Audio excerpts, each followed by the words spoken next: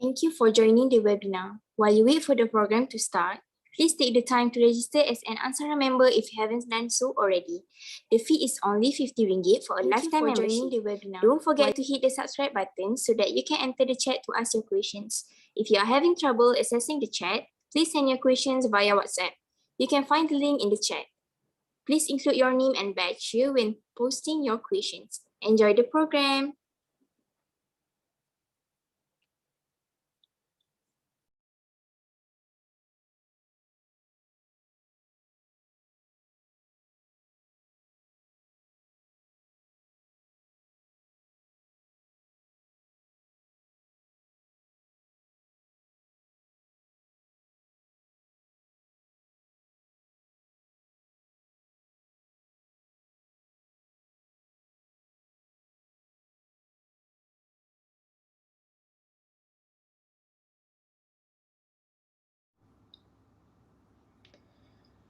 Assalamualaikum warahmatullahi wabarakatuh.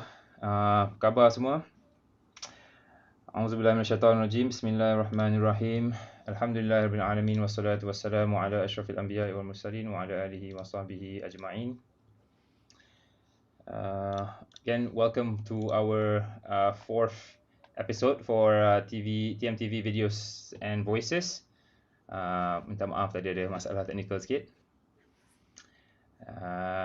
Let's see. So, yeah, my name is Umar Azmi from batch 2004, and I will be your host again for tonight.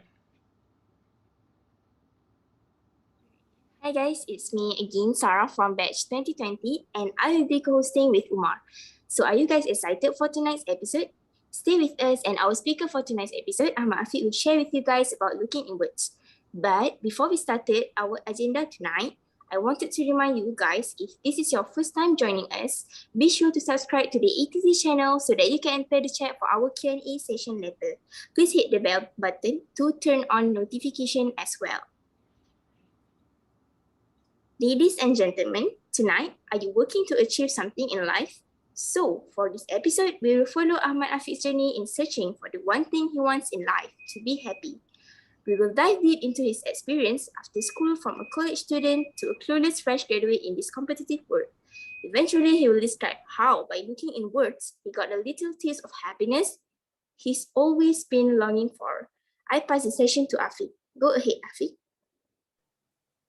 All right. Hello, everyone. So here, let me just click the.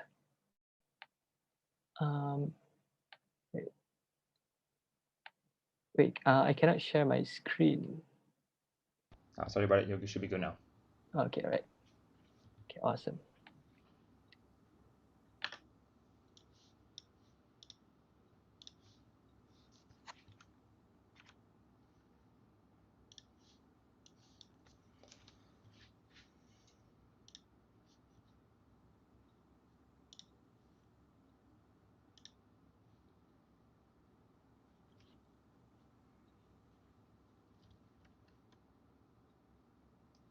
Everything okay, Marin?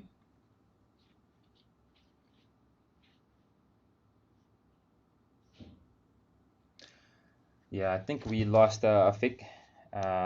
Hopefully he'll join soon. So sorry about that. I'll try to get him back.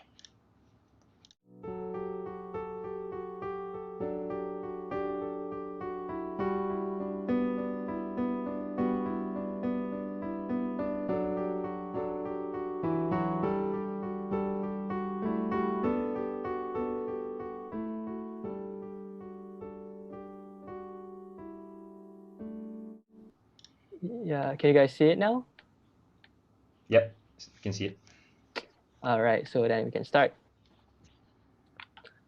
Okay. So first of all, hello everyone. So I hope you guys had your lunch. Dinner already. And yeah, today I'm going to be the speaker, and I'm going to share about the topic looking inwards. So that's that. And then you have my name, Ahmad Afiq Zaini, and follow my Twitter if you want to know more about me, like what I talk about and everything. Yeah. So first and foremost, I like to explain like why looking inwards. Like what about it? Like what does inwards mean? Where is inwards? So the reason, how I find this topic to talk about is that I feel like throughout my education and career journey, like every single decision making, to some extent, is being influenced by external factors, which I call them as outwards. So this is inwards. So these are like the internal factors. Because like if think about it, like kita pergi sekolah rendah, okay, ambil USR, and then we went to sekolah menengah. Some goes to MRSM, some went to SBP, and then some went to sekolah menengah biasa. But I believe that the decisions that we made were not ours. Kita tak buat pun. It was our parents. And then kita tak pilih pun kita nak ambil aliran apa, kita nak ambil science stream or nak ambil arts. And then even masuk, let's say dekat TGB pun kita ada ambil account, yang ambil biology. And I think even bila dekat situ pun, I think I would like to take I would like to take accounting. I think I would love to learn accounting when I was in form 4 and form 5. Tapi I didn't make that decision because it's being influenced by like some external factors, some unknown factors, saying that, okay, you have to take biology because everyone else is taking biology except for one class. So I don't know, like probably most of you guys are Ansara TGB as well. So during my batch, waktu tu the accounting punya class was 409 and 509, and yeah. So and then after that, I went to college, and that's when I started to look inwards. I start to make decisions on my own. I made decision purely because I want to make decision and not because other people are telling me to do so. So that is what this topic is about. So I hope you enjoy this session, and I'm gonna share my experience so that in a way that is gonna be beneficial for all of you guys. I'll try my best to do that. Okay, so first thing first, I would like to address like the main takeaways that I hope you guys are gonna learn from this session. Okay, so the first one is to be happy is to know about oneself. So I believe all of us want to be happy in life. Like at some point in life, like if kita nak kerja ke, nak sambung belajar ke, at the end of the day, even though like kita nak cari duit ke, nak cari anything, like find the love of your life ke, semua benda, it goes back to us want to live a happy life. So it's hard for us to be happy if we don't know what makes us happy. And to know what makes us happy is to know about ourselves. So that's the first point that I hope you guys are gonna get by the end of this session. Secondly, some things come from our surrounding and some come from within. The latter matters a whole lot more. So the things that come from within, benda yang daripada dalam diri kita, dalam hati kita, lagi penting daripada benda yang daripada luar, external factors. And it can be anything. It can be family, mak ayah kita suruh kita jadi doktor tapi kita nak ambil seni. It can be that. Or it can be something like market demand. So kita nak ambil satu field ni, tapi kita tak boleh ambil sebab tak ada demand. So kita terpaksa follow apa market demand, apa yang bayar gaji tinggi. So those are the examples of the things from our surrounding. Of course, kita still kena we have to consider both the external factors and also the internal factors ourselves. But what I'm trying to say is that we should focus more on ourselves so that we can get to the first point, to be happy. And then lastly, the third takeaway that I hope you guys will get from this session is that try your best to seek to create values. And once you do that, everything else will eventually come. So of course, kita kerja, I mean, now our audience, I think some of you guys dah kerja, and then some of you guys are probably still studying, or some yang ada in between, baru habis study and nak masuk university. So apa-apa yang kita buat, try your best to ask yourself this question: how much value do these actions create? Kalau kita study, let's say kita study just for the sake of exam, how much value does that create? Or versus kalau kita study sebab kita nak gain the knowledge, how much values does it give me? So those are the questions that I hope that you guys will start to ponder after you guys listen to this session. All right. Okay, so there's this, I think this is a pretty common quote and pretty common picture. I think you guys have seen it many times before dekat mana-mana lah before any motivational talk or anything. So we have all these different animals. We have chimpanzees, penguin, we have elephant, fish, and so on. And then we have this one person. He said that, okay, for a fair selection, everybody has to take the same exam. Please climb that tree. Of course, bila kita tengok sini, of course the chimpanzee is definitely going to win because it's his game, it's his ball game. Whereas gajah, of course, susah nak climb. And then ikan, we shouldn't go there lah. Ikan memang tak boleh panjat pokok lah because they live in water. So the point being made is that everyone, each one of the animal, they have different capability. Gajah is very strong, like it can lift like heavy logs and everything. While fish, they can swim, they can be in water, cari makanan dalam air, but definitely ikan tak boleh panjat pokok. So this is there's a quote by Albert Einstein. Everybody is a genius, but if you judge a fish by its ability to climb a tree, it will live its whole life believing that it is stupid. So I hope you guys understand this. I mean, it's a pretty simple quote. Some of us, like, we are good at math. Some of us, we are good at science. Some of us are good at arts, and some of us are not good at studying. Macam kita memang susah betul nak belajar. Macam nak belajar benda tak masuk-masuk. But you're definitely good at something. Ada orang pandai main bola, ada orang pandai gunting rambut, ada orang tangan dia very very crafty, and you can create so much value from your hands.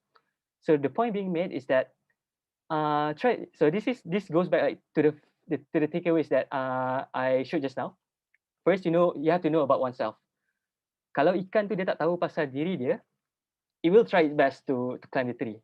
Dia akan buat sebab the man asked the fish to do so. But of course, kalau ikan tu tahu, okay, I cannot climb a tree. I live in water, so I won't even bother to do that. So once you know that, then you can start thinking, okay, what can I do?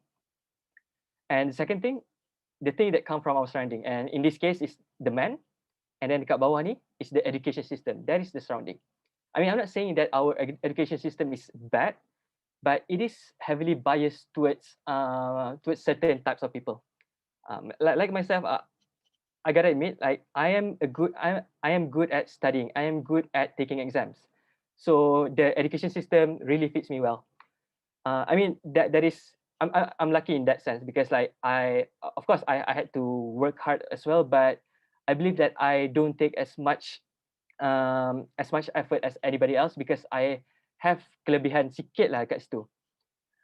But of course, kalau if you guys think that you are not really good at studying, of course you still have to study. Yeah, it's not me telling you guys that you don't have to study, but find your virtue, find that one thing that you're good at, and try to gilap dekat situ. And yeah, and then once you know that, and then once you know how to differentiate between what you want and what the society want, then you know that what kind of value you can create to this world. Because honestly, semua binatang ni, in a jungle, in a forest, they all contribute. Tak semestinya gajah ni paling besar, dia je contribute. Each one of these animal, they contribute. Sama macam kita, we have our own way to contribute to the society. Right? And okay, so now I'm gonna introduce a little about myself. So who's talking here? So my name is Ahmad Afiq Zaini. You can call me by the name Afiq, or my nickname or my Twitter name, people call me Marin. That's my nickname at TGB lah. And I am from batch SPM 2014, so 13-14, from Victor's 32. And I believe like we were the first batch who invented this kind of naming convention. I mean the nickname Victor's 32, like something and the batch number. So senang lah nak tahu kita batch mana. And I think bawah kita orang pun ada age 33 and so on. I don't know much, but yeah. And I lived for 2 years dekat hostel Block B, or we call it Umar, Block Umar. I think it's Umar, wing kanan, and then Block C, wing kanan, waktu form 5. And then my class was 411 and 511 under homeroom intern 1 Puan Juraida. So if you guys are watching this from TGB, so it's just say hi to Puan Juraida, kirim salam kat dia for me. And I used to be the Vice President 1 BLP, Ketua Biro. Okay, so I want to touch a little about like my time in TGB. So I left school in 2014. So now it's 2021. So it's been 7 years. So wow, such a long time. And I've been through a lot. Like after TGB, I went to prep school, went to college, and now dah kerja. And then we had COVID for 2 years. And I can say this. I can say that my time at TGB was like one of the most valuable uh, learning experience that I've ever had in my life. So kalau if you look at me this way, majority of it thanks to TGB because it shapes me to become who I am today. And bila tengok balik, when I look back, I mean, I know like most of you guys hate your time there dekat TGB. To be honest, I agree with you guys. Like memang betul-betul dekat sana dekat TGB, it was very stressful. Like we had to think about a lot of stuff apart from studying. Kena fikir macam-macam benda, macam club lah, kena fikir warden lah, kena fikir handle events for teachers, EMC ada kena buat e-night and everything. So a lot of things macam kita tak boleh fokus sangat pasal study. And dulu bila fikir balik kan, kalaulah aku tak payah buat semua benda ni and just focus on my study, for sure akan dapat straight A plus, for sure.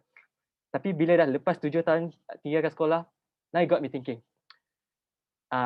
I am really thankful that I did not go that way. Macam I did not just went to TGB just to go to class and then pergi balik, belajar balik. Tak. Uh, I'm grateful that I at least did something. I became the BLP and yeah, it taught me a lot of things, like from politics to event management, macam nak handle people. How do you handle your friends? Benda-benda macam tu I learned during my time in TV and I brought it to my time at work. So uh, the point that I want to make here is that it's the soft skill that I obtained in TGB that helped me to be who I am today. Of course, I studied, but we can study kat semua tempat kita study, wherever we can study. Tapi those are like the little things that TGB, I mean, the experience in TGB provide to me. And of course, the second thing that I am very grateful about being a TGB alumni is that I have a lot of friends. I have a big circle. Macam kita memang batch kita 450 people roughly, and we meet different sort of people. Ada yang datang daripada KL. I mean, probably like half the students my batch daripada KL lah, KL Selangor. But there are also people coming from Pantai Timur, Utara, Selatan. And if you're talking about social classes, there are like very wealthy people, and there are also average people, and there are also people who like struggle financially. And it's good that we are being exposed to different kind of people because we get to learn more. We get to broaden our horizon. Sebab once we talk to, let's say, to the wealthy people, then we know how those people think, like their thought process. Bila kita tengok how struggling people, financially struggling people, the way they tackle life is different than orang lain. So I mean, there are always things to learn from other people, and I am grateful for that, for being able to meet different sort of people. And then I'm grateful that even up to today, lepas 7 tahun habis sekolah, we are still in contact. So we have like a WhatsApp group, and every week, every 2 weeks, kita orang plan futsal events, and I believe all batches are the same as well. And kalau tak, you should start lah because it is very valuable, the connection that you make in TGB. So yeah, that is that is my comment a bit about like the time in TGB. All right, so here goes like the main slide that I'll be presenting today. So on the left hand side, I have my resume, funny, and on the right hand side, I have this Venn diagram, and in the middle there's the word Ikigai. Okay, so I'm gonna explain on the right hand side things on the right hand side first. So this diagram is called Ikigai. So Ikigai is a Japanese word. It stands for reason for being. I think correct me if I'm wrong. Japanese people, like most of them, they don't have religion macam kita. They're not religious people. So they just live life as it is. They just live and eventually die. But of course, what a depressing life without anything to look forward to. So they have this kind of thing. It's called Ikigai. The things that it's like a reason for them to live. So macam dia pergi sekolah ke, pergi kerja ke, they know that they have something that they are aiming for. So Ikigai dia macam dia ada 4 circle. So there are 4 different aspects that Japanese people they try to achieve. Okay, so first thing is the thing that you are good at, and second, the thing that you love. Third, what the world needs, and then lastly, what you can be paid for. So basically fikir macam ni lah. In anything you do, bila buat apa-apa kan, cuba masukkan activity tu or even your career dekat dalam Ikigai punya diagram. So let's say if you are good at that and you love it, then it's passion. So for example, if I have friends who macam my batch, they're like dia orang ramai memang suka main futsal lah, main bola. Memang dia orang power gila kat bola, main bola. So they're really good at that and they really love it. So it is their passion. And then if we combine love and then what the world needs, that's a mission. For example, like you love everything, like to you love it that if the world there's no hungry people in the world, and then the world needs hunger to stop. So there's a mission to that. And then similarly, kalau what the world needs and what you can be paid for, that's a vocation. And then kalau what you're good at and what you can be paid for, that's a profession. And ni combine dua, and if you can get to this point that combines all these 4 aspects, so that just means that you already achieved your Ikigai. So imagine that you have a career that you are good at it and you love it, and the world needs your expertise and you can be paid for it. So that is a very fulfilling life. That is a very fulfilling career. I wouldn't mind like spending 10 hours or even 16 hours per day doing things that I'm good at, I love, and the world needs, and I can be paid for.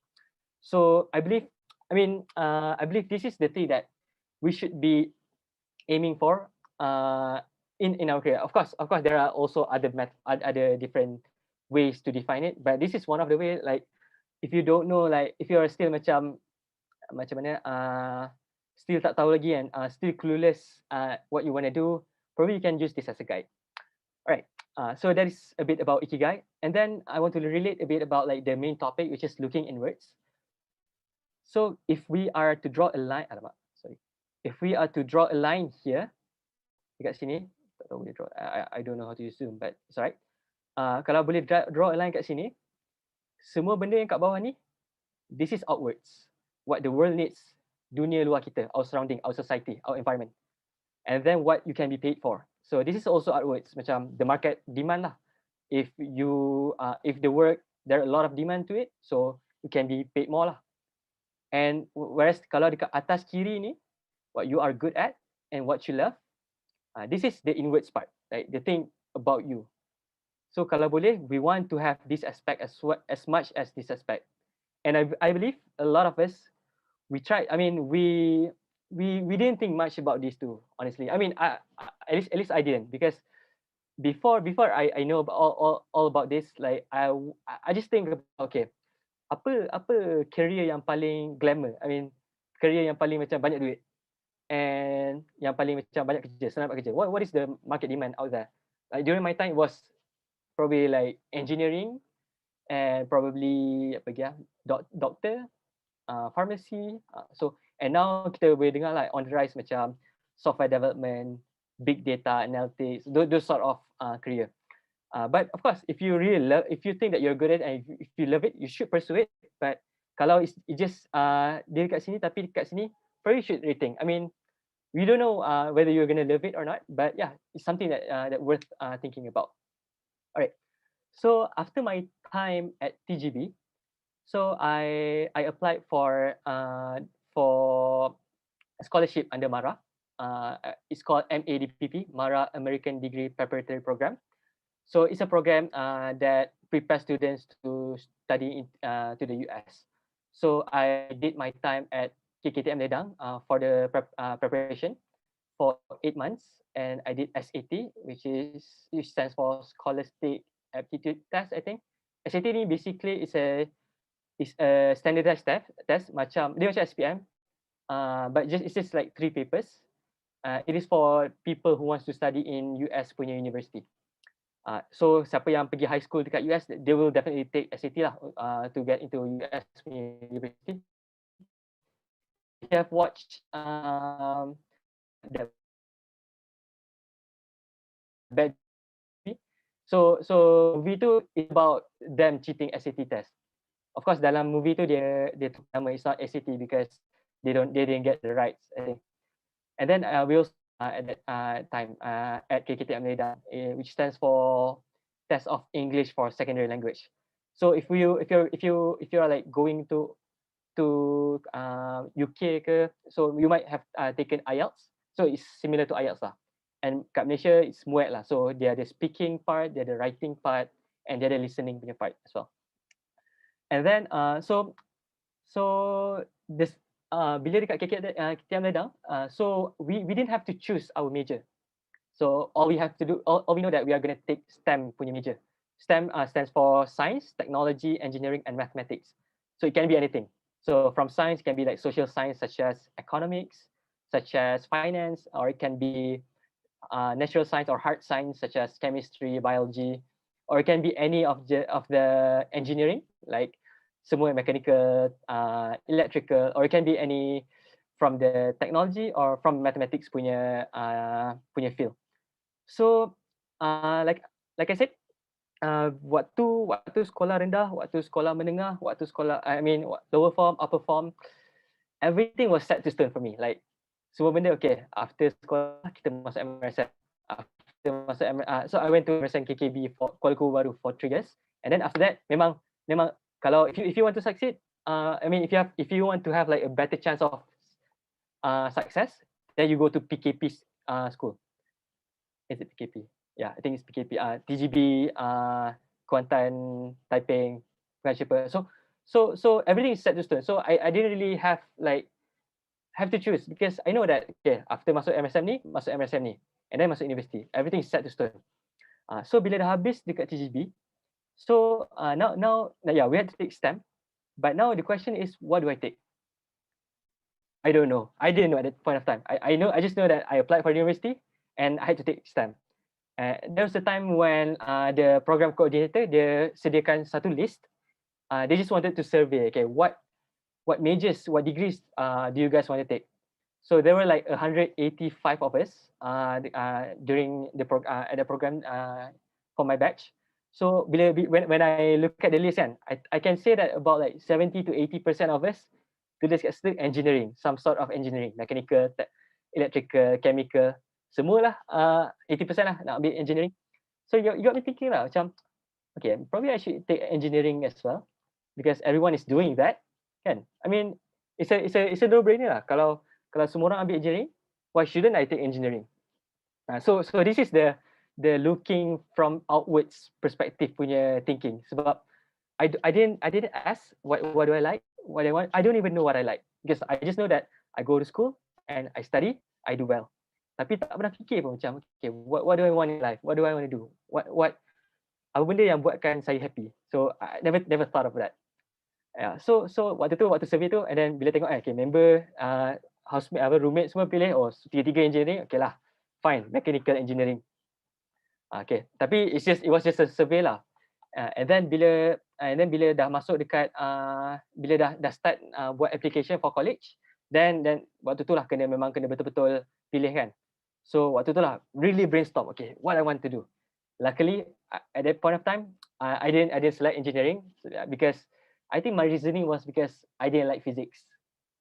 So probably that was like my argument lah kenapa I didn't want to take engineering. Because my sister took engineering and I have like some of my friends also macam dia memang set to stone macam nak sangat engineering. And I did not take, and dekat my college application I put there that I wanted to take financial mathematics. Ini malam before filling in college application baru nak research kan. Okay, nak ambil apa what is the most lucrative career nowadays. Lepas tu keluarlah macam-macam kan. Of course akan ada engineering. And then ada one of them was financial mathematics. So macam okay, finance, I like money, mathematics, I got A plus for at math and modern math. So I think it's good. I think this is it. I think this is for me, financial mathematics. And it turned out financial mathematics is not really a degree. It's not really a major people take for undergraduate. Sebab it's more for like masters or PhD punya program lah. It's not for undergraduate. So when I sent out my application and I got accepted into 4 universities. One of them is Michigan State University. They offered me mathematics, and then Indiana University Bloomington, they offered me finance.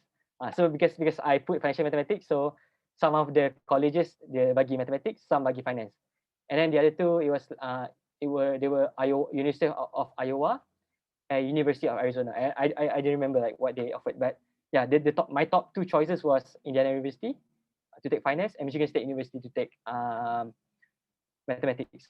So my first choice at that point of time was finance dekat Indiana University. But unfortunately, Mara didn't allow me to go there. The reasoning was because I think it was because the university punya overall ranking was not top 100 or something. I don't remember. But at the end, I had to go to Michigan State University and took mathematics. But it's fine lah. I mean, at least I could go. At least I could go study abroad kan. Macam waktu tu tak fikir apa pun. Tak fikir pun macam okay, career ke, what do I want to become in the future. Waktu tu just fikir, okay, I've done my time dekat KKTM Ledang. I've done my SAT and TOEFL. Now I get to fly off to the US. Tak kisah ambil apa, asalkan boleh pergi US, boleh enjoy. And mathematics seems like a very safe choice lah. It's kind of a safe choice lah sebab we started counting since the beginning of time, like kira 1, 2, 3, and then masuk tadika pun yang belajar math, even sampai university, sampai prep pun ambil math. So math is everywhere. So it's kind of a safe choice lah. So kalau pergi kat Ikigai tu kan, math you're good at, probably. I got A plus, probably yes. What you love, I don't know. I don't know if I love math, like, but who does love math kan? Probably some of us lah, some of you guys lah. Sorry, no offense. And then what the world needs, maybe the world needs mathematicians. Like, you know, like we need that, like, to, I don't know, for equation, to send rocket out to Mars ke something kan. So probably the world needs math, and what you can be paid for, I don't know, maybe yes, no, I don't know. But yeah, so it was kind of a safe choice, and I thought that I was gonna do well taking math, not until my second year dekat Michigan State University. Sebab, okay, so during the first 2 years, I took calculus, calculus 1, 2, 3, 4. So calculus ni basically it's just like at math lah kat sekolah. And it's just a bit easier lah. At math tu memang, that is like the most hardcore level of mathematics that I've ever taken at math form 5 and form 4. Tapi bila second year tu, I started to take this one course, which is one of the first core courses untuk mathematics. So kalau nak tahu apa pure math belajar, ambil this class, which is called linear algebra. I think some of engineering student pun kena ambil linear algebra juga. I think a lot of people have to take linear algebra. But as a math major, linear algebra is like the thing that you'll be doing for the rest of your study lah. So bila ambil linear algebra tu kan, it really changed my mindset towards math tau. Because pure math is not really about 1 plus 1 equals to 2. Pure math is about why 1 plus 1 is equals to 2. So macam 1 plus 1 equals to 2, that's calculus, that's just numbers. Tapi kalau ambil math, kita kena explain. Kenapa 2 darab 2, 4. So contoh, just one of the example dalam exam kan, dia tanya, okay, prove that okay, A is an odd number, B is also an odd number, prove that A minus B is even. So kalau dekat linear algebra punya kelas tu, jawapan dia kita bukan tulis equation, but it's sentence, macam essay, macam English punya kelas. So mereka tulis lah, A is this, B is this, so therefore blah blah blah. So it's really not something that I want. So waktu tu fikir macam, I don't think that I can do this. Like, I mean, at the end macam linear algebra tu I got 3.5 untuk kelas tu, which is not bad. Tapi bila fikir balik macam, no, I don't want to go into this. Like, this is as far as I want to go. So bila waktu tu kat situ, it's like a crossroad lah. It's like a turning point for me. So I went to see my academic advisor. And then I told him lah, okay, I don't like this. Like, I mean, I probably can do it, but I don't want it. I don't want to do it. So dia bagi options.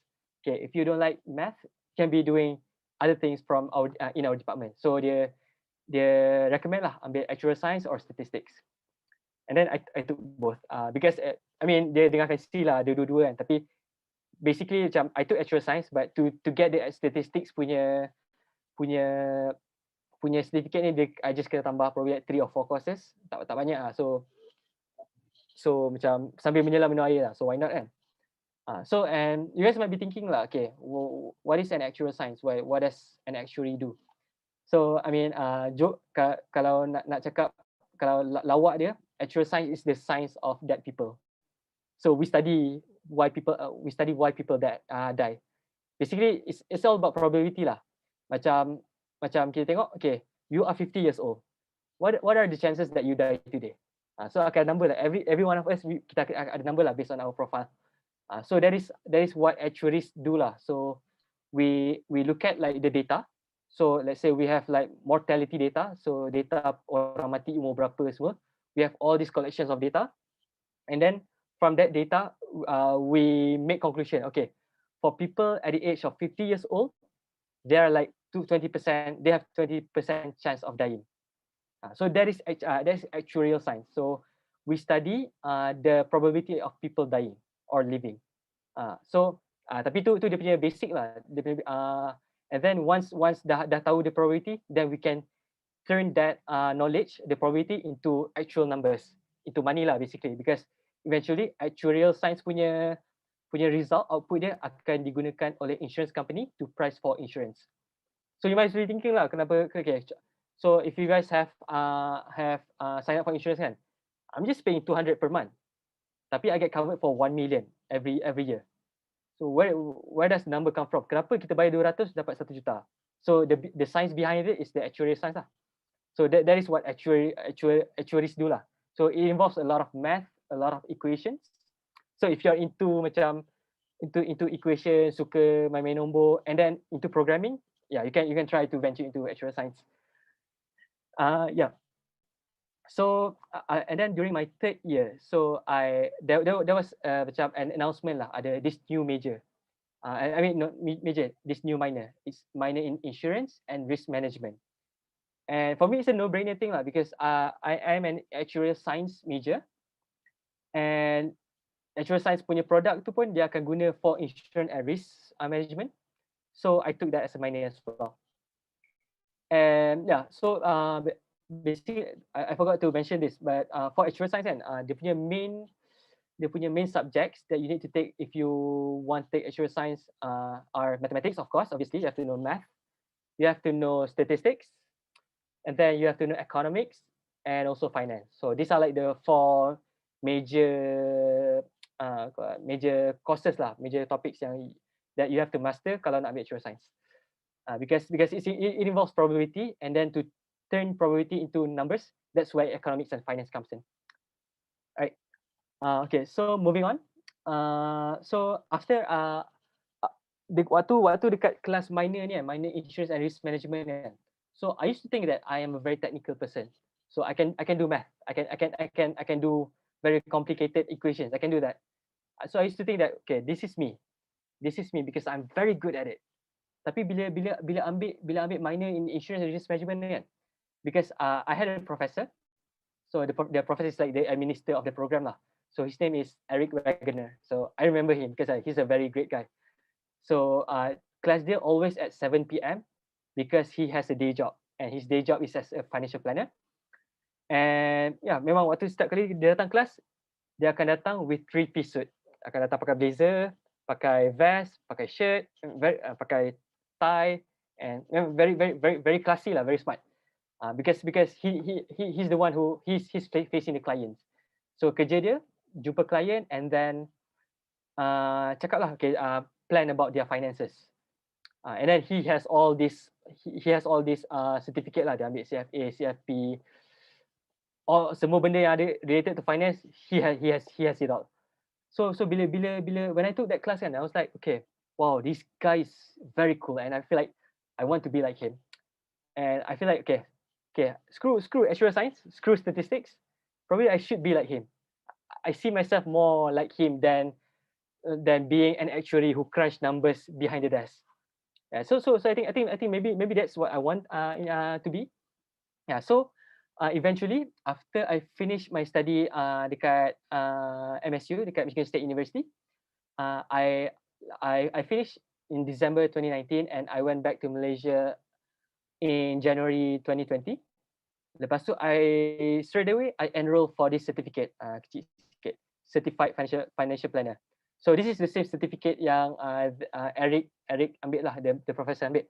So basically CFP ni is a program for people who wants to become financial planner. So what does a financial planner do? So financial planner ni dia jumpa orang, people like you and me, and we plan out your finances. So for example, if you are just started working, so you don't know, you have money because dah kerja, setiap bulan masuk your salary 2,000 3,000 every month. And of course you know how to manage your money. Of course you know that you have 3,000 and you have to spend only 3,000. But what is the best way to spend to manage the money? How much really you should spend? Like, should you spend all 3,000, or should you just spend half of it? And then kalau if you just spend half of it, what are you gonna do with the other half? So are you gonna save it in your bank account, or are you gonna put it under your mattress dalam bawah katil, or are you gonna invest it somewhere? And then there are also other topics such as insurance. Macam should you take insurance? Like why insurance is important? So these are the sort of things yang financial plan CFP graduates will learn, and then they will have the intuition, they will have the knowledge to give recommendation to people to guide people throughout their financial life. Yeah, so if you think that you are that kind of person that you want to be like people facing, macam okay, talk to people and then try to guide people throughout, okay, nak ambil investment mana, and then should they, how much should they invest, kalau dia nak ada this sort of goal, kalau dia kata nak 1 juta by the age of 40 years old, so how are they going to plan that? So if you really want to do that, so you can try lah, you can try to look further into this CFP. Okay, so yeah, I took CFP waktu tu. I started class waktu March 2020, and then at first I didn't think of working straight away. Waktu tu rasa macam okay, I've had enough. After SPM habis bulan 11 2014, Januari 2015, terus masuk KTM Ledang. Tak ada rehat 2 bulan je.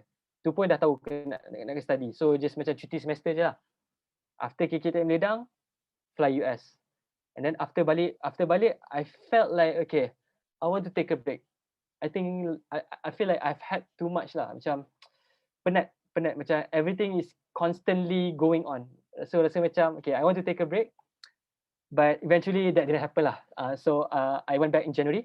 Waktu tu macam I wasn't like actively applying pun, tapi macam pressure from bila tengok dekat Twitter and tengok member-member semua dia apply kerja, and then some of them dah dapat kerja, and then pressure from family. Macam I told them okay, I don't want to start, I don't want to find a job right away, and then they would say okay, you should, because nowadays it's very hard to find a job. And I got tricked lah. Memang bila dah kata macam oh damn, okay, tak boleh ni. So I need to get my life together. Okay, I need to find a job. So I just okay, macam the rest that I really wanted waktu tu macam okay, tak tepi lah. Just probably this is the best lah, because everyone else is doing the same, and the closest people to me also, they are telling me the same. So yeah, this is related to the inwards thing lah. So internally I feel like I want to take a break, but the pressure from outside really they caused me, I mean they influenced me to go against what I wanted.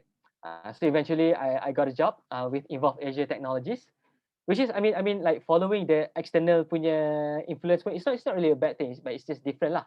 It's a different path lah. So I got a job with Involve Asia Technologies. So as a data scientist at first. So ni business analyst ni baru tukar je lah.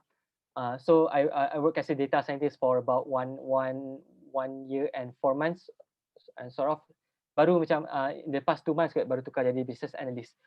So as a data scientist, and so macam now you have the question, okay, what does a data scientist do? Like, what is that? Okay, do you work with Excel? Like, do you tengok Excel, email Excel? Okay, is that your job?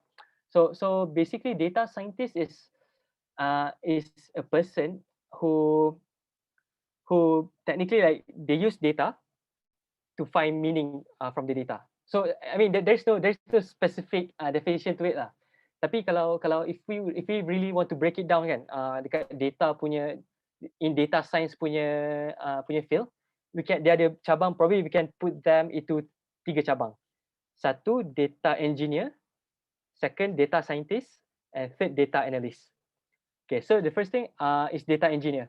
So this is kalau company kan, kalau company yang baru nak bina dia data structure ke semua kan, they shouldn't employ data scientist first, they shouldn't employ data analyst first, they should employ data engineer first, because these are the people who are gonna track the data, get you the data. So macam if you have a website kan, so data engineers are the ones who are gonna macam build softwares ke, macam do all the coding so that you have a clean data. So that is the job of the data engineer lah. And then once you have that clean data, I mean, it's not really clean lah, it's just data yang kita we call it structured data. So data ni dia ada structured and unstructured. So unstructured data ni macam data yang macam very unclean lah, macam contoh voice data. Macam today I'm speaking, all the words is unstructured data, and then kita boleh build a software to know, okay, every minute how many words do I spit out. So berapa perkataan per minute. So itu kerja data engineer lah, to turn voice punya data into something macam, okay, minit pertama 80 perkataan, minit kedua 90 perkataan. So data engineer are the ones who are responsible to do that. Okay, once we have that structured data, so then it's the job of a data scientist to use the data and to find meanings from the data. So it can be anything, like it can be macam daripada data tu kita nak tahu, okay, probably kalau I speak faster, people tend to understand me more. No, probably slower. Probably the other way around. So if I speak slower, people tend to understand me more. But if I speak faster, people tend to not understand what I speak. So that is the job of a data scientist to know that. I mean, to get that information from structured data yang data engineer tu dah buat.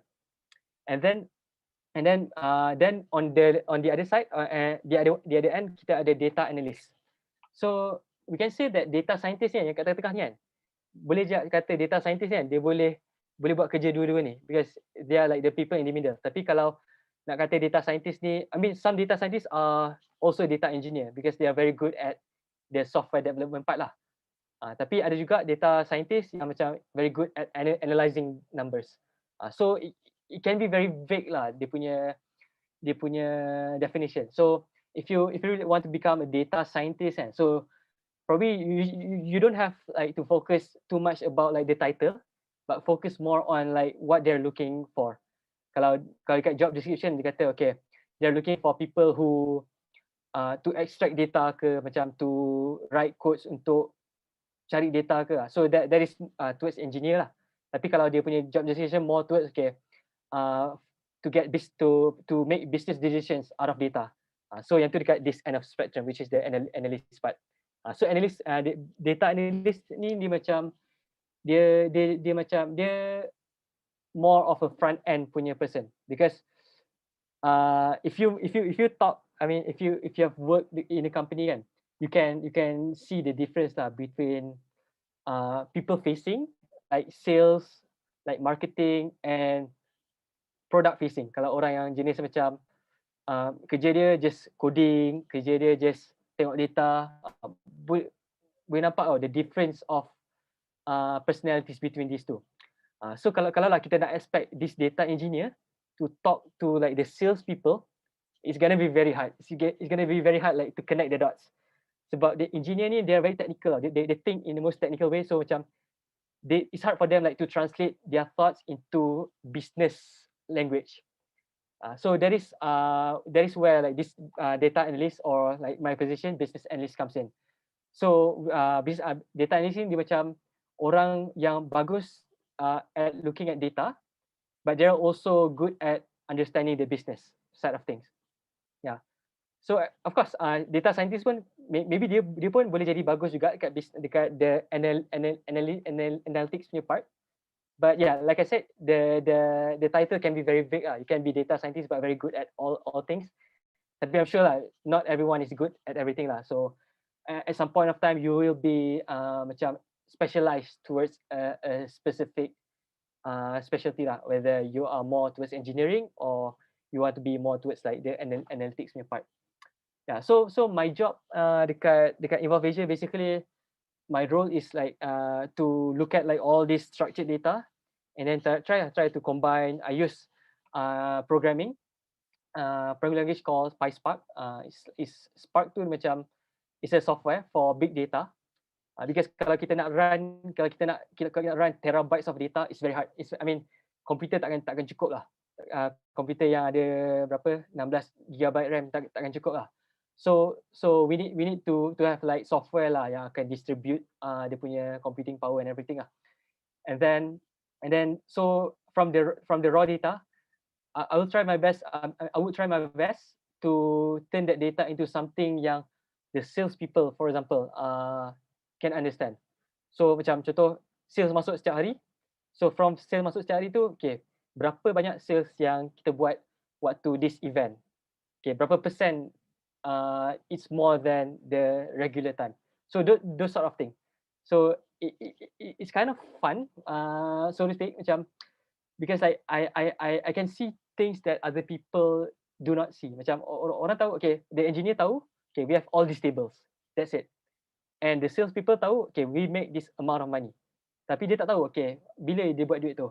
Is it dia buat duit tu bulan January or they make the money in March? They don't know. So that is the job of a data analyst and also scientist to get the number lah, to get the number so that the company can make a data driven decision based on the data that's being cleaned and analyzed by these people. Yeah. So that is a bit about like my full-time job. And at the same time, of course, but okay, before that, probably I can relate like this to the Ikigai thing lah. So because I used, so before this I was a data scientist, and data scientist macam cakap dia, the difference is data scientist tu dia kena tahu a bit about like the engineering part kan. So the reason why I transitioned from like a data scientist to business analyst is that I don't find this thing. I don't get the passion lah macam dua ni lah. I didn't feel the passion macam untuk look at things in a very like technical manner. Macam tengok kat data tu, how do we efficiently transfer data from point A to point B. I didn't see me doing that in a long time lah, because I think I am a person who look more to into the meaning of the data lah, instead of macam apa benda yang macam lagi cepat untuk transfer. So I don't care about that. I just care about like data ni apa what it means to people. So that is the reason why I transitioned from a data scientist to a business analyst, because I don't find that I love doing that, and I'm probably good at it, but probably not that good, not as good as me as a business analyst. So bila tengok balik, okay, from this Ikigai chart, so probably it's a good decision for me to transition from a data scientist to a business analyst.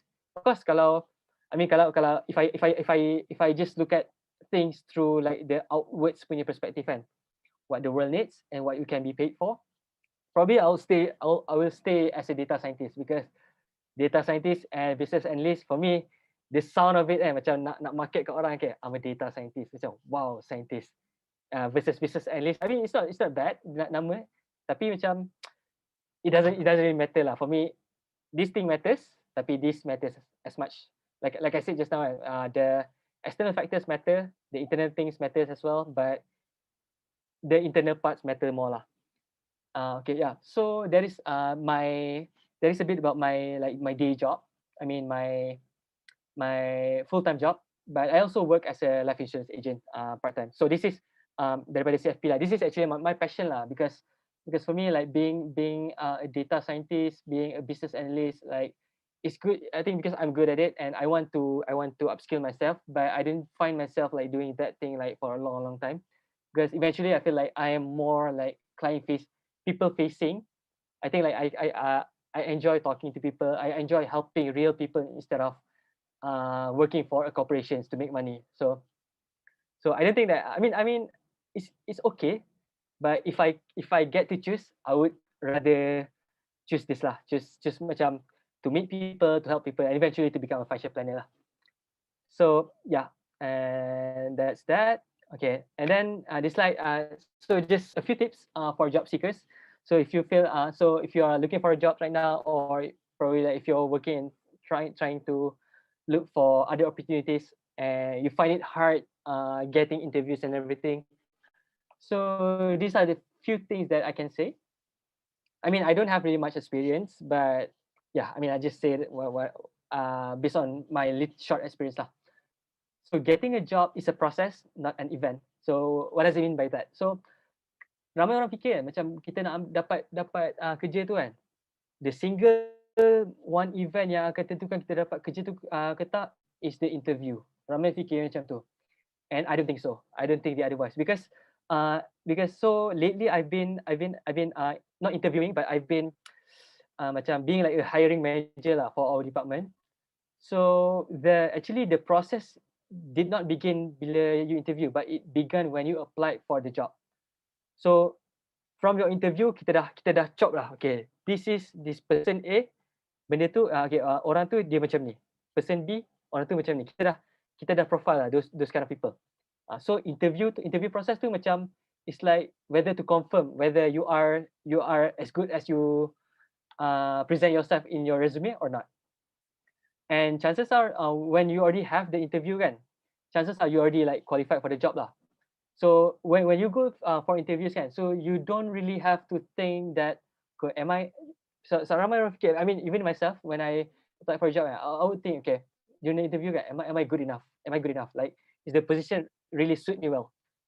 But the thing is, once you already got the interview kan, tu maknanya kan, macam they already reviewed your resume, and then they probably have stalked you on LinkedIn.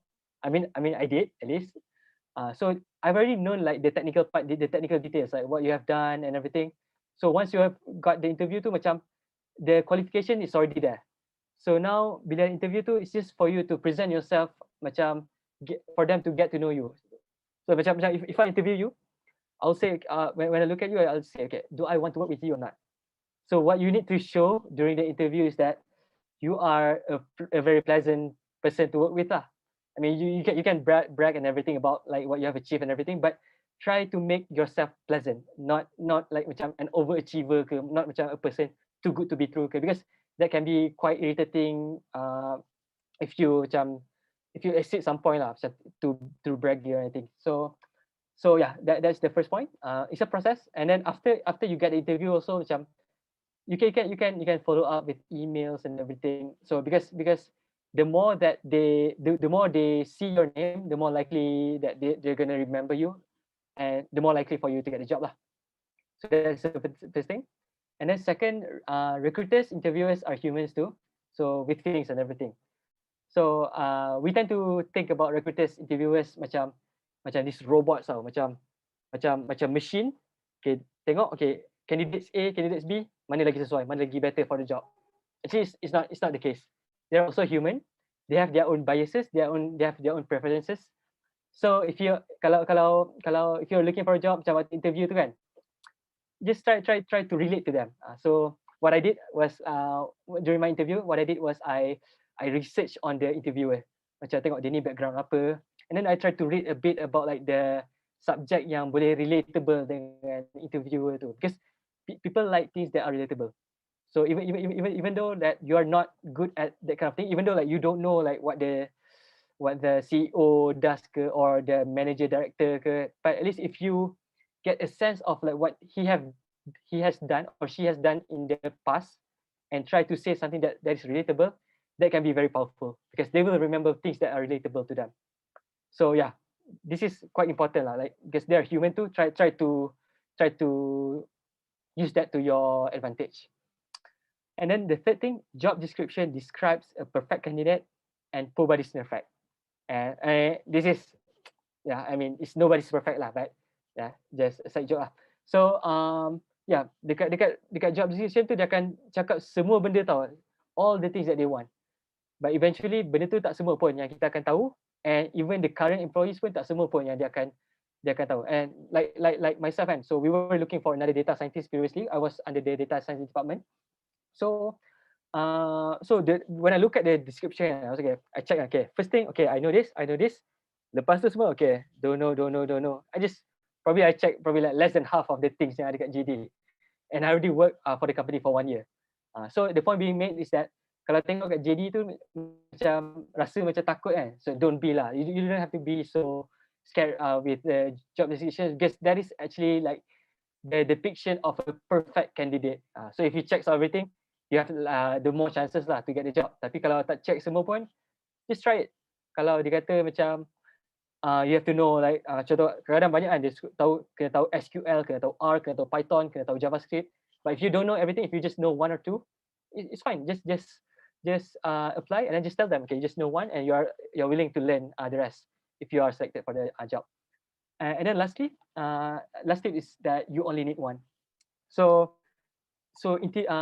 getting a job can be a very frustrating process lah, because I've listened to a lot of stories lah, macam ada orang dia hantar resumes dia kat hundreds of different companies. Ada orang kata dia pernah rejected by 40 different companies. But one thing that you have to bear in mind is that you don't have like to worry about that, because at the end of the day, all those hundreds of applications, tens of interviews that you failed, you just need one for you to get a job. And then once you get a job, the new process after you already have the job dah lain lah daripada getting a job as a fresh graduate. So if you're frustrated, I mean, you have all the rights to feel frustrated. I mean, you should feel frustrated kalau if you are facing this kind of situation. But just know that it's okay, and a lot of people are facing it as well. And just try to get back up after the rejection. Just try to get back up and do better next time. Of course, because once you already like went to tens of interviews, you get better along the way. So your first interview and your 40th interview won't be the same. So you'll be better at interviewing. So yeah, so these are the tips. And yeah, I mean, I'm pretty much done, and this is just like for me just to show a bit like of my experience, some pictures are like at USA, and it's my graduation. This is like the support system dekat Michigan State Universities. Normally we handle events like the Malaysian nights and everything, and I did some traveling as well, went to a few different places, and I also had a job. I work as a TA, a teaching assistant, where I taught college students. So freshman student, I was the 4th year student, and I taught calculus to orang yang people who were in their first semesters lah, calculus, the first calculus 1. So it was really a fun experience being a teacher. Yeah. And this is like just macam a day in a life as a student in the university, in Michigan State Universities. So macam ni pagi tak ada kelas, and then ada kelas sampai malam lah. So this is kelas malam tadi the one that I mentioned, yang cikgu tu dia pagi tu dia ada kerja, so kelas dia mesti kat pukul 7. And then I also work as a student cook. I cook. So macam lunch ni I serve, I cook and I serve, and yep. This.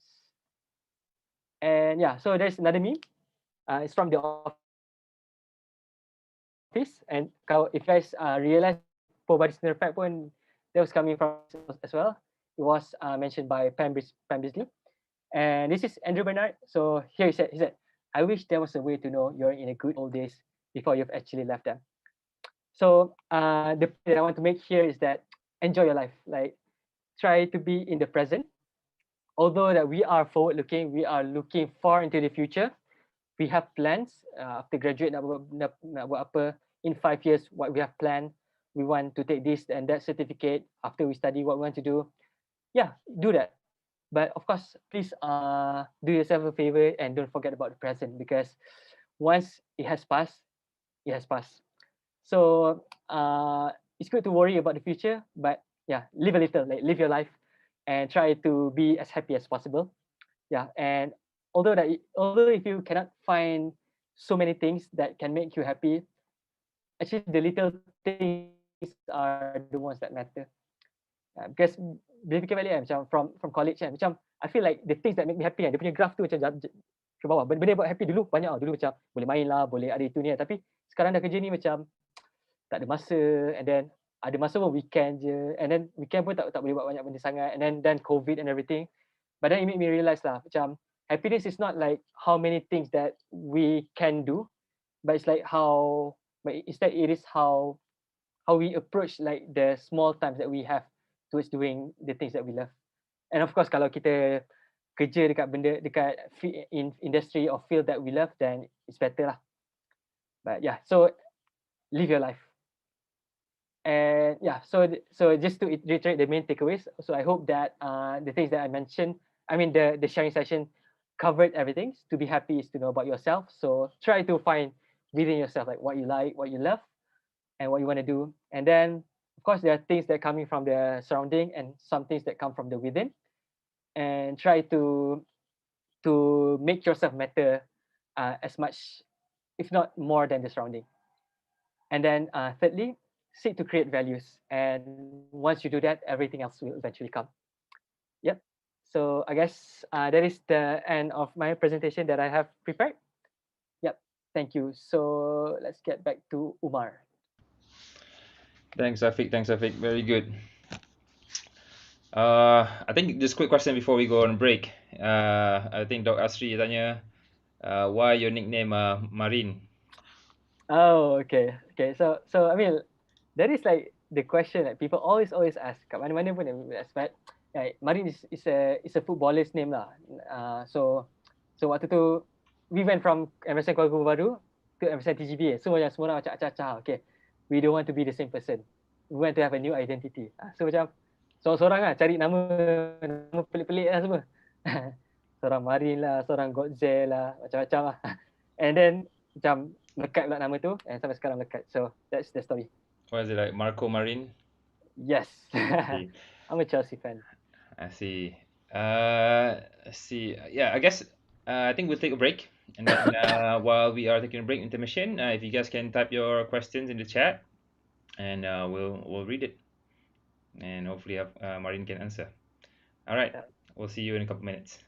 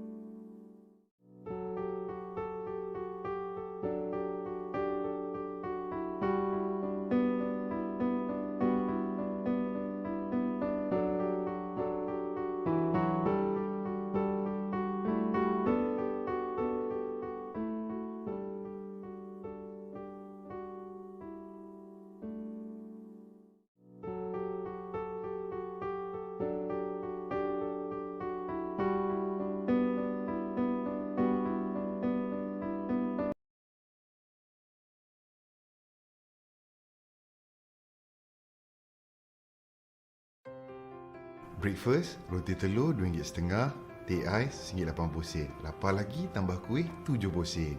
So breakfast saya RM5. Lepas tu fast forward, pukul 1 tengah hari, lapar lagi. Nak makan ayam gepuk. Makan ayam gepuk bayar Grab delivery sahaja RM5. Itulah apa yang kita selalu gunakan untuk duit RM5 kita. At least kepada saya. Alumni Aksara TGB Jasin ada menjalankan kempen RM5 sebulan. Hakikatnya, saya pasti ia tidak menjejaskan perancangan kewangan anda. Ialah RM5 sahaja sebulan. Dan saya juga pasti, collectively, RM5 anda itu ianya mampu untuk kita dapat membantu rakan kita yang mungkin memerlukan. Nama saya Syahril, saya bendahari Aksara TGB Jasin. Misi alumni kita jelas, wujudkan jalinan ilmu, meningkatkan ekonomi, menyumbang kepada yang memerlukan. Guys, we need you, we need your support. Let's be a part of this. Kalau bukan kita, siapa lagi? Kalau bukan sekarang, bila lagi? Let's do this. Jumpa mana-mana nanti. Your breakfast is on me. Assalamualaikum.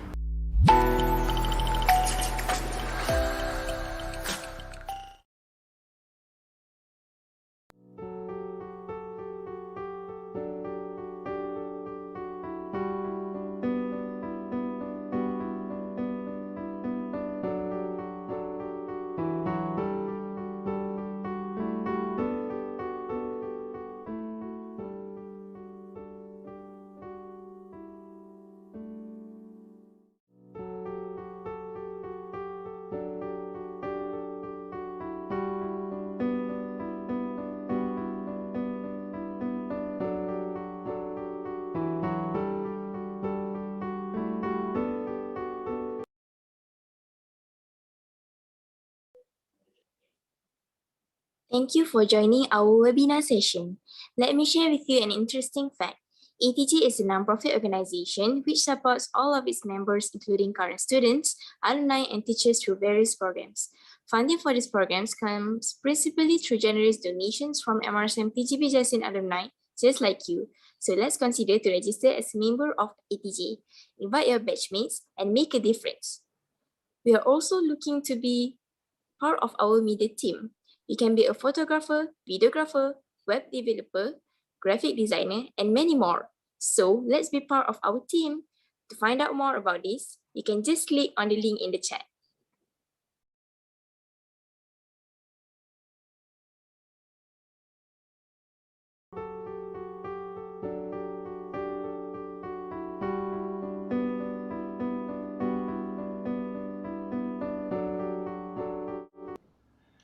Alright, we're back. Memang tak ada soalan ke? Wah, bagus lah Umarin, dia apa ni, menjawab semua soalan. Okay, I have a question for you, Umarin. Alright, sure. So I guess I think I'll ask this question first. I think it goes back to your first slide. We talk about the education system kita. What would you like, how would you like the education system in Malaysia to change, to encourage, this kind of discovery, of oneself, I think inwards, outwards. Go ahead. Right. So, I mean, I have some thoughts on it, but I mean, just opinions, because I don't know the fact. I don't know like how like students in Malaysia, like how their actual experiences. But from what I gathered from my friends yang study dekat Malaysia semua kan, I think one of the things that we can improve within our like tertiary education kat Malaysia is that we need more free time lah. We need more time for people to actually like venture into things that they like. Because I believe that a lot of universities in Malaysia, like a lot of things are being they're already set, I assume. Semua benda macam okay, they don't really have options to. I mean, there are options, but the options are quite limited. And then macam like I know that they have to do like the kesatria and those sort of thing. Macam dekat US, it's more it's called freedom of education. So dekat university, we are free to choose whatever we want to do. Kalau nak masuk club, masuk club. Kalau nak masuk cadet, masuk cadet. Kalau kita nak kerja, we don't want to join any clubs, we can do that. So macam like myself, I chose to work because yeah, I love money. so instead of like joining clubs, instead of being active in clubs dekat university, I chose to work. And I think that is another thing lah. Macam that should be made better in Malaysia education system is that we should integrate a system where students can actually work. Macam like myself, like I work at the cafeteria, and cafeteria tu pun dia bukan kata orang luar pula. They kata also students as well. So it's like it becomes like a self-sustaining punya model for university.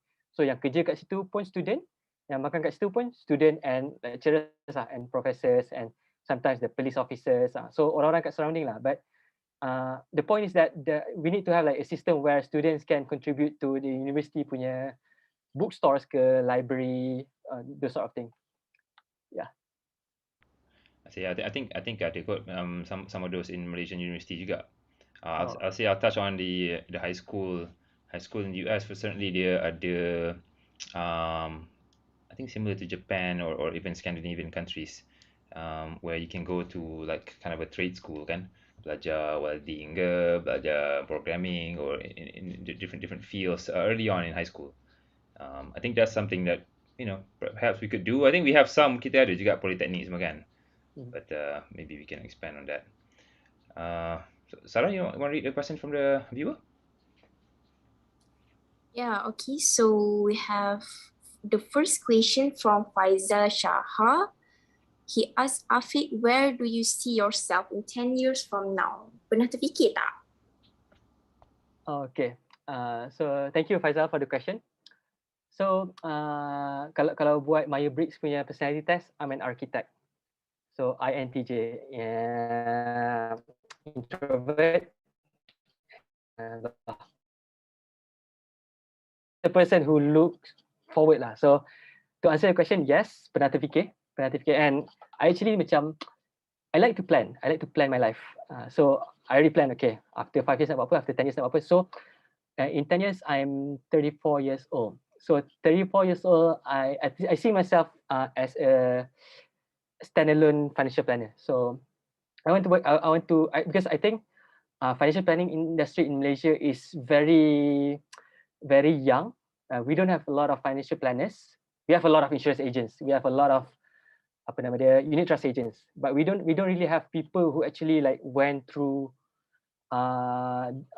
years lah belajar pasal this finance stuff. Because to be honest, macam to become an insurance agent in Malaysia kan, it's very easy. I just had to take like 2 exams. It's for takaful lah, 2 exams, and I didn't study for that, and I just needed 50%, kena betul 50%, then I pass.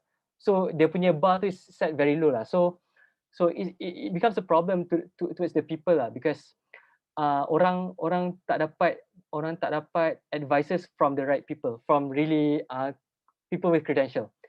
So I see myself as a financial planner, but not a traditional financial planner, but a financial planner yang gunakan the current tech lah. Current tech probably can be anything. It can be an app, it can be a website, or it can be anything lah. But that is what I see lah. Because that is the reason why I wanted to work at Involve Asia, because it's a tech firm and it's a marketing firm. Because I know that to build my own business, apart than finance, how to manage money, I also need to know how to sell stuff, which is sales lah, which is eventually marketing lah, and also the tech part lah. So I need to know like how does a tech firm runs, how does a firm which is based on the internet run. So once I know this idea, and then I can plan the next step lah, to build that. Hopefully sometime soon. Yeah, just I know we have a lot of questions here, but I'll follow up on that. I think you shown the Ikigai chart. I think it's quite interesting. First time seeing it. So where do you think you are now in that chart? And what's your plan to achieve Ikigai? Yeah, because I think it's not really a binary thing now. It's not really the way I see it. I don't know the right way to see it. I don't know, like, because there is a book, like the whole book on Ikigai, but I've never read it. But I should read that. So yeah, I think it's not really something that's binary, whether you achieve Ikigai or not, whether you are on the passion punya apa nama dia, punya tempat, or vocation punya tempat. I don't think that. I think it's just dia macam kat passion, but how passionate you are in that thing. So macam it goes down to the intensity pula lah, macam to the dia punya volume lah. So how happy I am. So like now kan, macam being a business analyst versus being a financial planner. Of course, I think I'm passionate at both. Tapi I think that I will be more passionate kalau I become a financial planner, because I think I would love doing that more than the other. But yeah, I still love doing things that I'm doing right now. But so to answer your question, so I think currently I can say that I'm still at the vocation, or like di sebelah lagi satu lagi. Yeah, but not really a passion punya benda lah. Alright, so we have another question from Asri Gapar. Dia tanya, in both Asia tagline on the website see scale your earnings. Why not increase your earnings? Oh, so thank you, Dr. Sri, for the question. So Evolve Asia. So Evolve Asia, if I can explain more about the business side. So Evolve Asia is a platform that allows people to make money out of their online audience. So kalau contoh, if you are like a YouTubers or like a tweet famous, so you can promote our link. So when people buy from the link that you promoted, so it can be link from Shopee, from Lazada, from a lot of different brands lah. Then you can make money out of it. But I mean, to answer the question is that I'm not good at promoting stuff online. So I mean, I have insights being a data scientist being a data scientist and business analyst of the company. I have insights, but I I just don't know how. I just don't know how, like, to go on Twitter and then promote product and promote stuff and then try to so that people can buy. It's just I don't really have that expertise and that, I would say, like, advantage lah, because like to become like a successful publisher, and you really need to have that influence lah, like your personality, macam orang akan nampak macam, oh, this is the guy who promote all the nice products, macam tu lah. But I'm not that guy. I think I'm more like a technical punya orang, yang macam people who study, who like do all this sort of programming stuff, but not really people who promote barang lah. I'm not a promoter. Well, I mean, you But said you yeah, I said mean, you're I not a try. promoter, Yeah, but you also said you're a people person, so but I yeah, understand. yeah. I understand. Okay. Apa benda? I think I was going to ask you something. Okay. So let's see. We have a question here. Daripada Aksa Nadia. Said, how can you quickly adapt with Python, SQL, other languages? You have any tips on that? Okay, Aksa Nadia. Thank you for the question. Okay, how do you adapt with languages lah? Okay, so I think if you've never taken any programming courses, or if you never code before, first you have to start with one language. So just pick one language. I mean, not don't pick a language lah. You have to pick the thing that you want to do. So contoh, if you want to build a mobile app, so research lah. So probably mobile app you can, kalau buat pakai React Native. So React Native is a software for you to build a app for iOS and also for Android. So dia guna dua language, JavaScript and Kotlin. So if you never code before, so probably the thing that you can do is you find a goal, like the thing that you want to do. Kalau nak build a mobile app, then build a mobile app. So just do lah. So let's say if you want to build a mobile app. So okay, now I want to build a mobile app, but I've never coded before. So my goal is to build an app, and you can just follow through tau. You can just follow through. There are a lot of YouTube courses on how to build an app and everything. Tapi selalunya courses tu dia akan bagi for people who already know coding, some sort of coding lah. So you go from there lah. You go from like your aim, which is to build a mobile app, and then dia tengok, oh, I need to know JavaScript, for example. So if you know that have to know JavaScript, then you learn that language first. And once you already know that language, then jump straight into the tutorial lah. And I think that is the better way for us to learn programming, instead of us macam pergi dekat courses, I mean that helps as well, macam learning things in a more formal setting. Tapi because it's a technique, I mean it's a skill punya benda programming. So it depends. If you are into programming because you want to do data science, then you need to find some data science project lah. But you can enroll in any macam hackathon ke, kalau you want to go data science. Tapi kalau to become developer, then there are YouTube ke apa ke. Yeah, and I think for my brother is a programmer as well, and he's I asked him about it. He said, find a project you're interested in doing, and then find what language works for that. I think person answer to asking the question pun faham kot pasal tu. Let's see. So daripada Faiz Hazim, what are the requirements for the financial planner position? Okay, thank you Faiz Azim for the question. Okay, so first and foremost, I just want to iterate that I am not a financial planner. Because like if I say that I'm a financial planner, I can get caught by the S60 Commission because I'm not yet licensed. To become a financial planner, okay, first you need to take the CFP lah. Uh, I mean, kalau if you want to go the traditional macam financial planning punya path, you can take either CFP, which stands for Certified Financial Planner, or you can take RFP, which stands for Registered Financial Planner, or you can take IFP. IFP stands for Islamic Financial Planner. So I think there are three, and then I think there are some others. Tapi beza tiga ni are the bodies that administer the exam lah. So CFP ni, why I took CFP is because CFP ni dia globally recognized. So if you have CFP, kalau if you go to Australia, if you go to UK, they would recognize CFP. Tapi kalau RFP ni dia macam more Malaysian punya benda lah. So why they created this RFP walaupun dah CFP is that because they want more financial planners. So because sekarang tak cukup, sekarang memang a lot of people they don't know they need a financial planner, and financial planner pun tak banyak. So there is a bucket to it. So they're trying to get more and more people going into this financial planning punya line. So that's why they have like this registered financial planner. And then IFP is for the Islamic lah, for kalau if you want to like become more specialized towards macam wasiat, macam apa lagi, faraid, and all those like Islamic punya financial planning lah. Tapi of course CFP and RFP also they would learn about the Islamic punya part, tapi only on the surface lah. So kalau nak betul-betul, if you because like, I say if you're talking about market kan, if your market is Malay market kan, then don't bother to take CFP, don't bother to take RFP.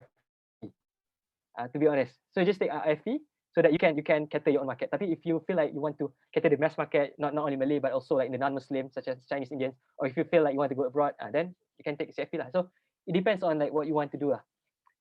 Yeah. And yeah, sorry. So after you pass that exam, so tak habis, sorry. So after you pass that certification, then you need to be attached to a financial planning punya firm. Then only you can call yourself a financial planner.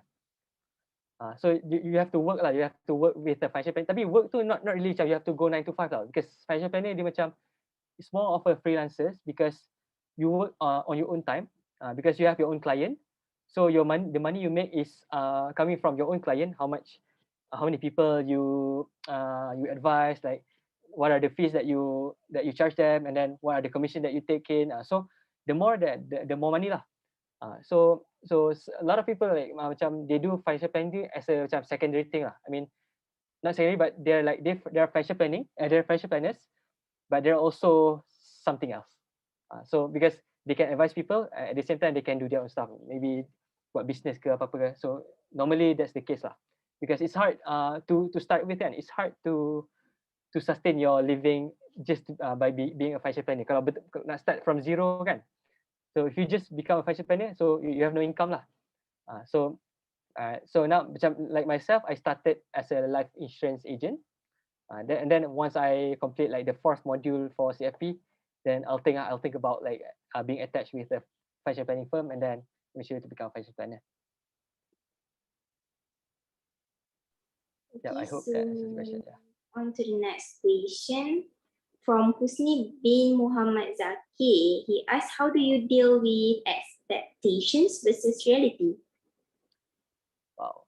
So thank you, Husni. That is my friend, also from batch 14. So I hope after you join this session, I hope you can register to become one of the ETJ members and come to our futsal meeting and everything. But yeah, so how do I deal with expectations and reality? So it's a pretty general one. So expectation. So expectation can be expectation coming from the bosses. So if you're talking about like professional setting from the bosses, and it can also be like expectations coming from within, from ourselves. So I have a very high expectation.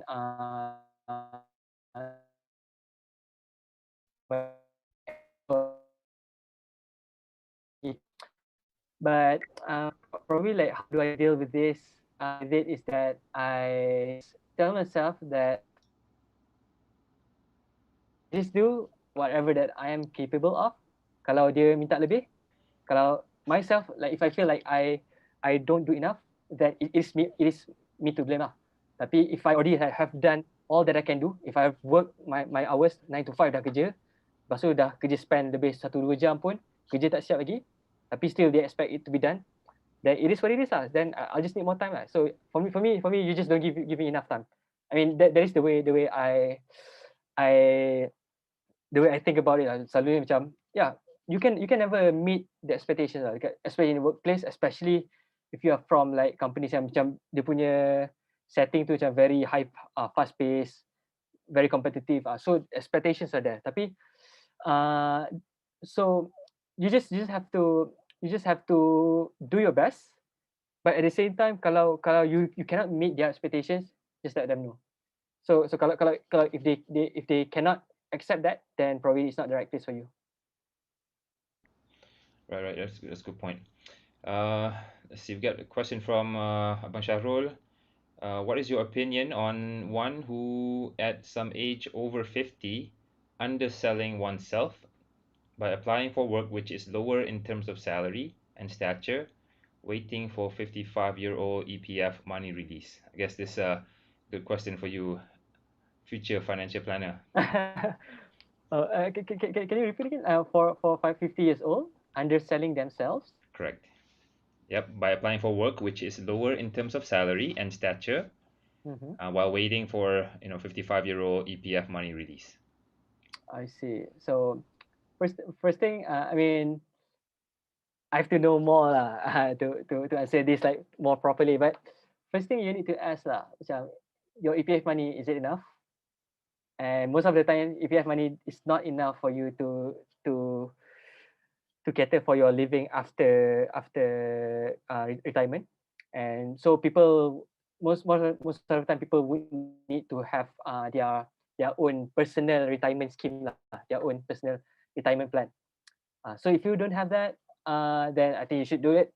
I think you should try to make plans. Okay, contoh lah macam how much at the age of 55, how much of EPF money do you have? And then from your other savings, how much money do you have? And then boleh compile together. And then we can do the calculation. Okay, with this amount of money, with let's say you want to spend like say 60,000 per year, how much it will last you?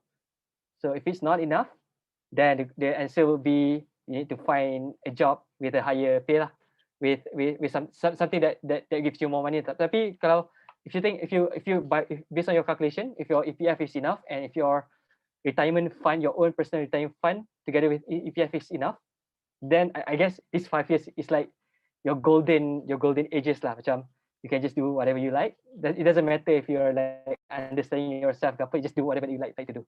I mean, yeah, because like we don't want to work during retirement, so this is like our final time before we retire. Macam it's like the movie called The Intern dekat Netflix. So if you never watched that, you should watch that. Robert De Niro. It's a fun movie. Yeah, I watched that movie.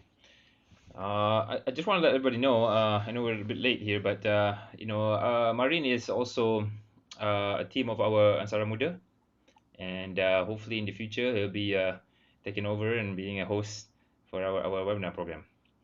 Let's see, we have another question is from Nazif Yusof. What skills have been most beneficial for you? Okay. Thank you, Nazif. So another one of my batchmates. So come and join ATJ. So I think that I cannot isolate one single most important skill lah. So like myself being a business analyst, so tapi kalau if I have to choose kan, I think the skill is like people skill lah, like the way you communicate with people. It doesn't matter like where you are. It doesn't matter what you are. If you're an engineer, if you are a data scientist, a business analyst, or sales marketing, you need to know how to talk to people, how to communicate your work with other people, and also to sell yourself.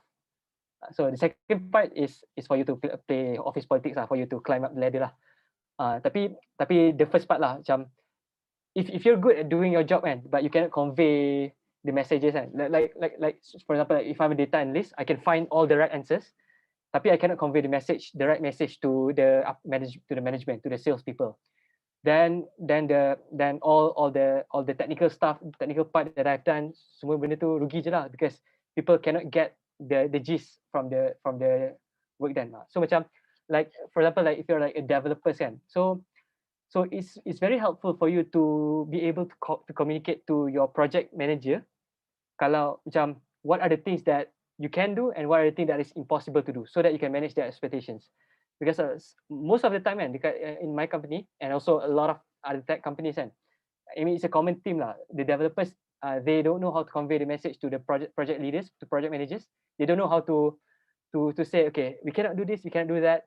So macam this is too difficult. This take too long of a time. We cannot do this in 1 month. So to say that, and then to say that so that people can accept. So those are two different things. So if you know how to convey the messages in a way that people can accept and accept your suggestion, I think that is a very, very good skill to have wherever you are, whatever you do. Yeah, I agree. That's a good point.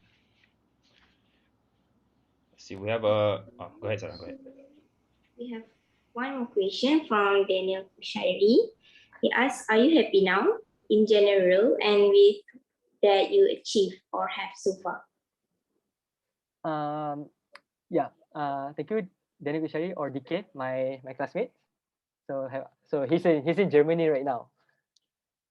So yeah, long time no see, and I hope we can meet nanti when you get back. So generally, am I happy now? Yes, I am happy. But of course, there are also sad moments. There are times when I feel, like the low time, and then but it's okay. It's okay to be sad. It's okay to feel low, but it's not okay to be sad all the time. So that's the thing that I always tell myself. So kalau if I feel sad sometimes, then there is something that I have to do. Like there's something I need to change. Yeah, and macam this past few years, it's been very difficult. Like working from home, COVID and everything. Like I couldn't meet people, and then working from home, being a data scientist kan, kerja programming kan, duduk depan komputer kan, tak jumpa orang. Oh, tu memang that's one of the worst experience in my life lah. Sebab susah nak buat. And then but then I tried to change things lah. I mean it took me a while lah to change things around, but like I tried to pick some things, like I tried to watch Netflix and stuff, tapi it didn't work semua kan. And I think the thing that helped me was I pick up running. I started to run. I started to go jogging after work and everything. So setiap petang. So now I feel incomplete kalau I don't run. So that's a good thing, because I can live a healthy life. Macam sebelum ni macam memang duduk rumah, programming, makan, memang berat naik semua, and then I felt so unhappy with my life. But now I feel like I took a step or two lah to change things around. And probably not to say that I am perfectly happy. Probably not. There's still some things that is unsettling. But it's okay. Macam like I said just now, macam happiness graph tu semakin lama semakin turun. But it's the little things that matters lah. So macam try to make the most out of like the little things that make you happy. Like macam sekarang dah boleh main futsal, so that really helped me in terms of like mentally and everything lah. And in terms of career, yeah, I can never be happy with my career progression lah. So I think I'm a pretty ambitious person. I feel like I can always do more and more, and I feel like I'm a gifted individual. I think my mind works in a brilliant way. So I think that I shouldn't settle for where I am now, and I should strive for more and more. So yeah, I'm not happy with my career progression. I want more. Very cool. Yeah, so Marin pun main futsal dengan kami. Pernah main hari Jumaat. Jumaat pukul 9 ni. Right, so yeah. Let's see. We have okay, for Faizal said, it is okay not to be okay. I think you can agree with that. I think we're at the end of the program. Sarah, do you have any more questions? No, I don't have any questions to ask. Okay, very good. I think we'll end the program here. Again, thanks a lot for Marin for being our speaker tonight. My I pleasure. think we all learned a lot.